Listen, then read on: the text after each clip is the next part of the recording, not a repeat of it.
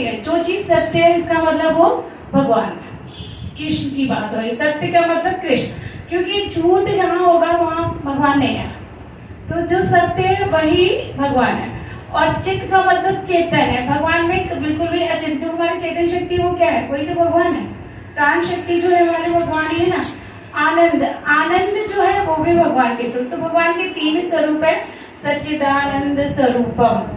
तो भागवतम का प्रथम श्लोक की आधी लाइन, मतलब पूरी लाइन होगी ना, तो इस तरह आधी लाइन है सच्चिदानंद स्वरूपम।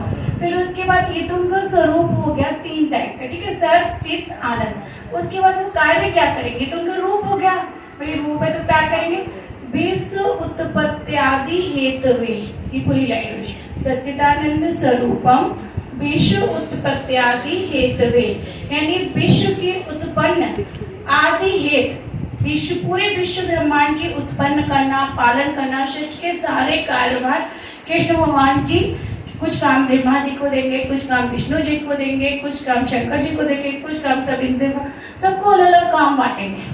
तो पूरे विश्व उत्पत्ति के हेतु वही है, ठीक है। तो यानी कि कृष्ण भगवान जी सबको देख रहे हैं, और कृष्ण जी और विष्णु जी अंतर होते हैं। कृष्ण जी का अलग है और विष्णु जी अलग है, ठीक है, वो अवतार अलग है। कृष्ण भगवान जी अवतार नहीं, वो परब्रह्म परमात्मा है, वो सुप्रीम पावर है, पूरी सोल, वो अलग ही पावर है, ठीक है।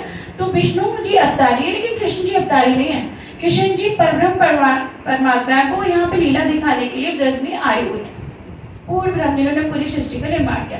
तो हम फर्स्ट लाइन क्या हुई, सच्चिदानंद स्वरूपाय विश्व उत्पत्त्यादि हेतवे तापत्रय विनाशाय। हमारे शरीर में तीन तरह के टाइपों के ताप होते हैं, आदि दैविक, आदि भौतिक और आदि दैहिक। दैविक का मतलब जो देवीय ताप होते हैं, ठीक है, कभी किसी की देवी कराए, कुछ जो भी नेचुरल कैलेमिटीज हो जिसमें देवी देवता प्रकोप करते हैं, वो आदि दैविक है। आदि भौतिक, हमारे शरीर में कुछ भी रोग हो जाए वो आदि भौतिक ताप है। आदि दैहिक, भौतिक में जैसे हमें कभी बहुत ज्यादा दुख हो रहा है, कभी किसी से लड़ाई हो गई, कुछ हो गया, वो भौतिक है, इस संसार जगत का। आदि दैहिक, दैहिक में से हमारे शरीर का।